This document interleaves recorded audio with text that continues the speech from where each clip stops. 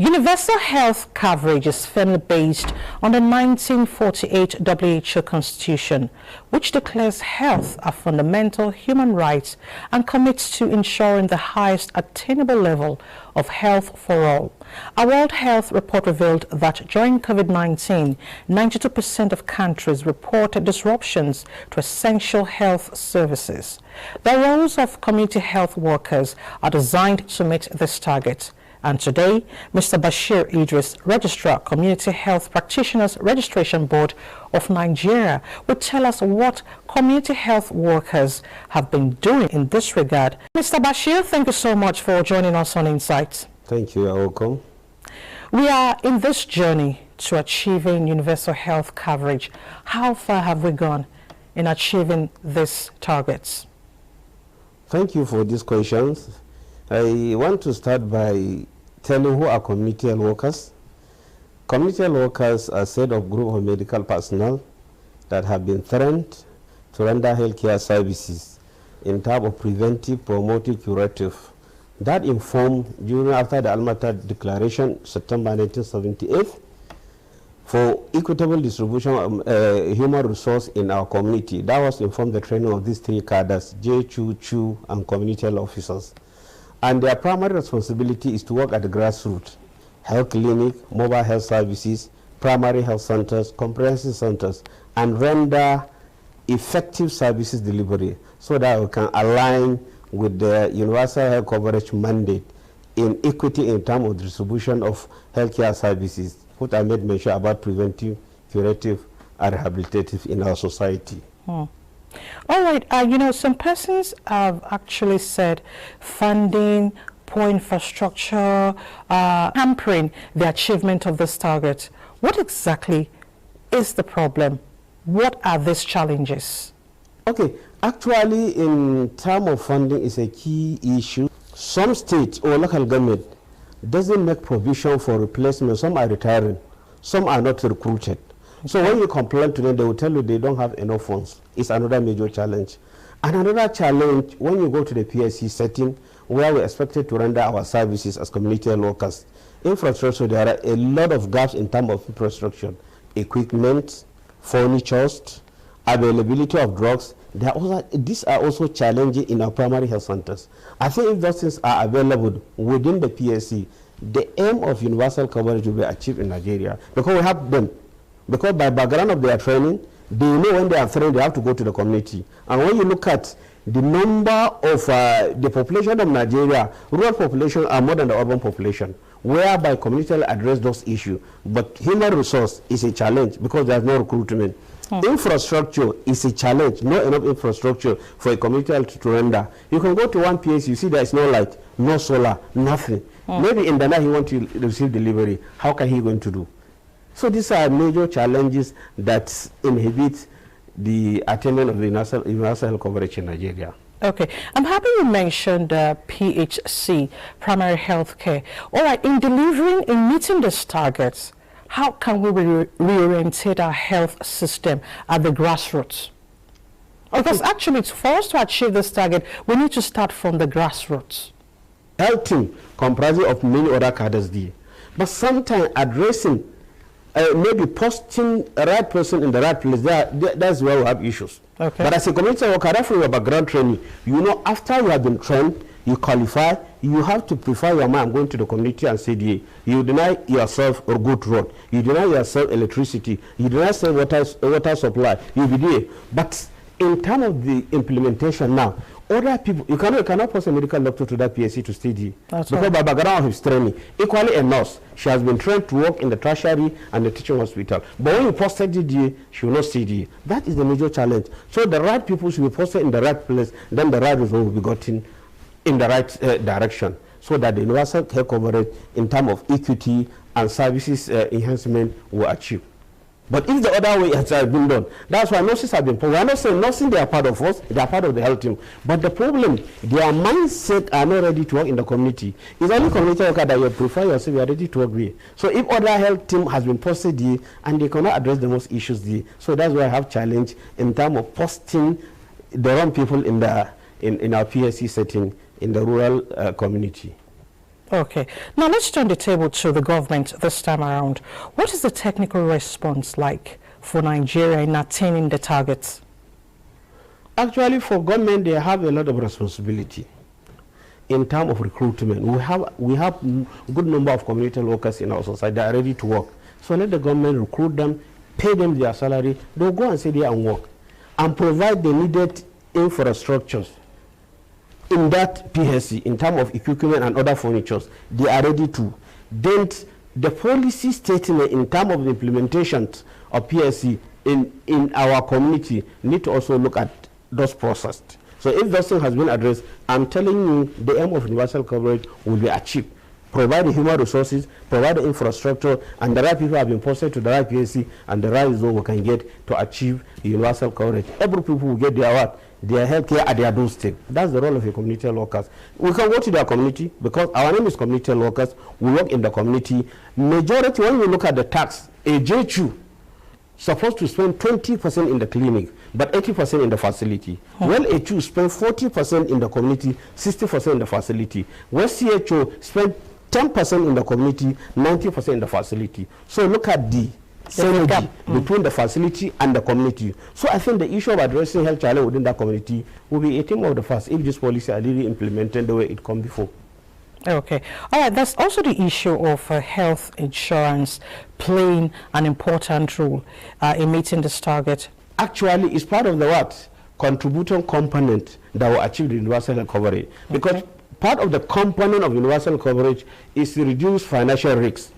So if really there are health insurance at the national, at the state, even at the local government, I'm telling you this will really address the universal health coverage, because people can be insured, their health can be insured, they have the access to have the needed health care services at any time, at any fair, at any point, whenever they need. So I concur with what you are saying. The national health insurance policy is very important. Even the state insurance policy is very important. Really, when it has been articulated, and I would add value to universal coverage, what we need in our community, and the people can get the right health at the right time and when they need it. Because when people are insured, they have the liberty and the access to come to the facility.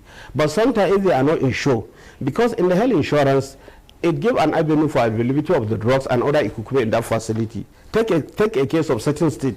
They have their own state insurance scheme where they provide availability of the drugs and other facilities. So if insurance providing all those needed material within the healthcare, I'm telling you, the aim of universal coverage will be achieved if they are available. Because the people has been insured, they can come to facility, they will come for ANC, they will come and deliver in the facility, they will come for immunization, any other treatment they will come, and the aims of universal coverage will be achieved if people are insured. They have all those commodities are in place in our PSC centers and health clinics. Yeah, that's good to know. Now, how do we bridge the gaps in the health sector? Okay, the only thing we can bridge the gap, let's have a policy statement from government in our state and local government, because we have them, we produce them on a yearly basis. But the only thing, let the government recruit them and assign them to their responsibility. Take it, in 774 local government, there is no ward in Nigeria you cannot go and see PSC center or health clinic, and there's no clinic you cannot see community local. But sometimes some states don't have provision for recruiting them. So really, when the government look at those areas and make provision for recruitment of human resources and post them to the community, definitely it can add value too. Look at what community workers do during COVID-19. Look at what community workers did during polio eradication. They are those people that work in that aspect. And we have succeeded in Nigeria. Even malaria eradication in terms of this thing, there are community workers that work in the community and address those issues. Yes. So at least if there are provision for recruitment and replacement of those that have retired, I think it can go a long way in addressing our health challenge in the country. Okay. All right, the issue of brain drain is another challenge facing the sector. And then when you look at doctors, nurses, basically all the practitioners in the health sector are leaving one way or the other through several corridors. How do we put an end to this?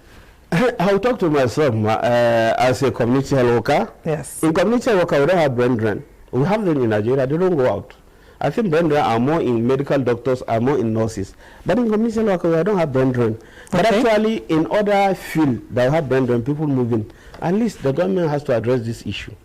Because I think the most competent health worker in any expert when you go out, you see it's a Nigerians. Either a nurse, either a medical doctor, a pharmacy, or laboratory. So governments should look at areas they can address this issue and avoid them going out when they have received their training, because we have the better setting in terms of training of our health team in Nigeria. When you go to medical school, when you go to nursing, when you go to school of technology, we have facility that train them. But at the end of the day, they move to outside to the country. So I think government should look at this area and address it, so that we can have, we don't have a brain drain. But in community, we have them abundantly in Nigeria. So the only thing the government is to what? To absorb them into the scheme of service, and result can come out. We need to address some of the issues. Now that a new government has come on board, do you have expectations as a medical practitioner? Yes. First, I want to appreciate the outgoing president and other governors in Nigeria. They have done very well in terms of health industry, because when you look at the example of what happened COVID-19 in other developed countries, we are lucky and we are thank God for the courage of Nigerian government, the support they give to medical team, and we have succeeded in managing COVID-19. So I want to appreciate the first government. So the incoming government, my advice, let's look at health sector critically and address much of the issues. And the issue should be addressed holistically, because I told you health is a team comprising of many professionals and many cadres. So if they are addressing issues of the health team, should be addressed holistically, not addressing A, leaving B, addressing C, leaving D. So holistically, bring all your issues. So if the present president can look at this area and address it, I don't think we can have we will not have more crisis in the health industry. And what we want to achieve for the universal coverage can be a true expectation. We can get the. So that's my advice to the incoming government. Let's look at holistically, call all the team, medical team, sit down. What are your challenges and address it? I think when this is being addressed, I think we will not have much issue of either strike, whatever in the health industry. Okay. There's the issue of medical tourism as well. Can this ever be stopped? Medical tourism, yeah. When you have better infrastructure, why spending my time, risking my time going for medical tourism outside? There are things you can manage here in Nigeria, and you risk yourself for journey. You risk your financial expenditure going out. So the most infrastructure, if are provided in Nigeria, I think this thing can be stopped. And I can go to, as in the rural community, case of hypertension, somebody must go to teaching hospital. Malaria, I can go to teaching. No, a community worker can manage this condition within our doorstep. And if all the meeting has been addressed, I think there's no need for medical tourism. We have the expert, we have the talent in all sectors of health professionalism. So if all the meeting has been addressed, I don't think medical tourism is not necessary for Nigerians to go out for any medical tourism. Let's take it nationally. There are some facilities, there are some teaching hospitals, there are areas that community worker can work there. But in the state, there are primary health care centers, they have health clinic, and they have mobile services. So state primary care Ministry of Health can recruit community worker, and they are the one that have the mandate in posting them to the rural community, so they can address the health challenge. Most especially the health approach, the national approach is World Health System. We have one PSC, and there are other health clinics in other rural community. So it's the mandate of the state Ministry of Health or state primary care that posted the community workers within the catchment area, within the state or within the local government, or what. So this is their own mandate. Community health workers, what efforts are they making to reduce maternal mortality? Actually, community health workers are trained, skilled, but attendant. Okay. They have the capacity, they have the knowledge. Go and look at our curriculum, the training guide. All the needed ingredients in terms of reproductive health and maternal health and child health are key in VA. So anybody that graduates as a community health worker, he has the skill and the knowledge to address the issue of maternal mortality in Nigeria. So we have the capacity. Go to the facility. I can bet you 80% of the delivery received in our rural community are community health workers that receive that delivery, because doctors doesn't work there, nurses doesn't work there, we work there, we have data there, we receive that deliveries. And when you want to get how rich we are, go to our training curriculum. So we are contributing in reducing of what? Maternal mortality rate. And another thing, community engagement is another process. Because when you didn't engage the community, Some they will not see value in coming to PSC for their ANC and possibly deliver in the facility. So it's part of our training guide. As a community worker, you have to do what we call community mobilization, community diagnosis, situation analysis. Then you are engaging with the community. That's our name, community. We have to work with the community. We have to go for home visitation, health education, community meeting, educating the members of the community the need for their women to come for ANC. Sometimes even organize mini ANC within the community in order to encourage those people. So these are things we are doing in order to reduce the rate of what? Maternal mortality rate in Nigeria. So the only thing what government will do is to support us and ensure the right people are using that statement. The right people are posted in the right place, then the right will be. If you post somebody that are not trying to receive delivery, or they are not skilled bad attendant, and you mess off, at the end of the day, the high rate of maternal mortality will increase. But for community where we have the capacity and the skill to address, and we are contributing to the reduction of maternal mortality rate in Nigeria. Okay, so do you see our health sector becoming the envy of other health sectors we have in Africa? Yes, of course. We are moving. We are moving. But our indicators, sometimes they are a little bad, but I'm seeing in future we are moving, we reach the promised land. The indicator will usually appreciate, and we are moving. Compared to certain countries in Africa, when you go, their indicators are worse, but we are trying as a health team in Nigeria, and hopefully maybe in the next year our indicators will really appreciate and we'll see better result in terms of maternal and infant mortality rate in Nigeria. Actually, we are moving. We have better indicators than other African countries actually, but some are ahead of us because of our population is a factor. Yes. When you consider our population and the population of other countries, we are what, 100% doubling country, 50%. So our data, the moment we have a little data, it can speak for us. So that is why. But when you sit down and analyzing, based on our population and their population, you can see we have a good indicators in Nigeria. In Nigeria. Yeah. Now, if you take a look at the SDG goals, they are somehow intertwined. They're together. Yeah. But do you see us meeting this target before 2030? Yes, of course, of course. No, we can reach. When you look at the SDG 3 is mostly applicable to what? To health issues, and the SDG 6 in terms of water, availability of water. When you look at where we are moving, formally we apply the district health system. Now is the world health system. In the world system, you need to have a referral PSC in the world, whereby other health clinics within the world can refer patients in that PSC. But formally we don't have it. And when you look at RWASA, a lot of partners and AGO has dwelled into what? Produce adequate water supply and sanitation is key. Because when you look at certain percentage of causes of diseases, water is key. When you don't have availability of water, safe and clean water, so there are a possibility of many disease conditions coming from that area. And that area has been addressed.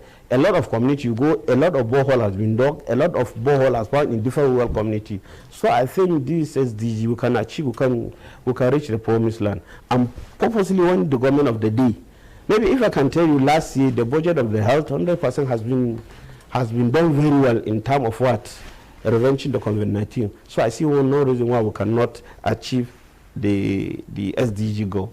We can equally achieve. But when you look at the rate of COVID-19 in Nigeria, actually you can say we have defeated COVID-19 in Nigeria. What the WHO has said, even if coming from that China, I don't think we have developed immunity. We have done the immunization, and the immunization is a continuous process. And all the facilities we have vaccine for COVID-19, and health education has been doing. So community mobilization has been doing. I don't think COVID-19 can come back to Nigeria the way we expect it to be in Nigeria. So I concur with what the WHO said in that aspect. In that aspect. Yes. Dr. Bashir Idris, Registrar, Community Health Practitioners, Registration Board of Nigeria. Thank you so much for joining us on Insights. You're welcome. Thank you so much. Thank you. I'm fascinated with the discourse on national monuments and assets and how much is being done to preserve and look into the language issue. We have turned English to become like a pride value in our own cultural values. It's not cash transfer. It's not a COVID-19. Invasion 1897 was a deliberate deliberate You know, many of these people coming to the urban areas now. And applications, there are terms and conditions that of course it is the union of two people, a man and a woman coming together. My name is Nnamdi Odiko. And I'm Elizabeth Omori.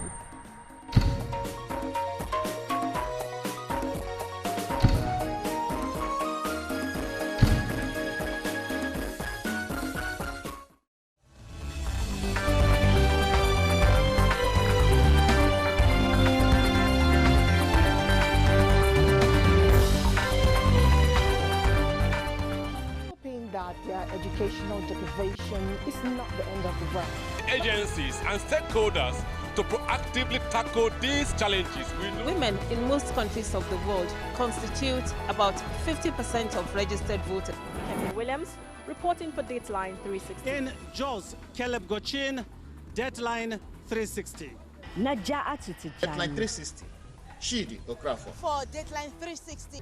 In Lagos, Michael Olaleye. Reporting for Dateline 360. I am Omosola Omojola. Thanks for tuning in.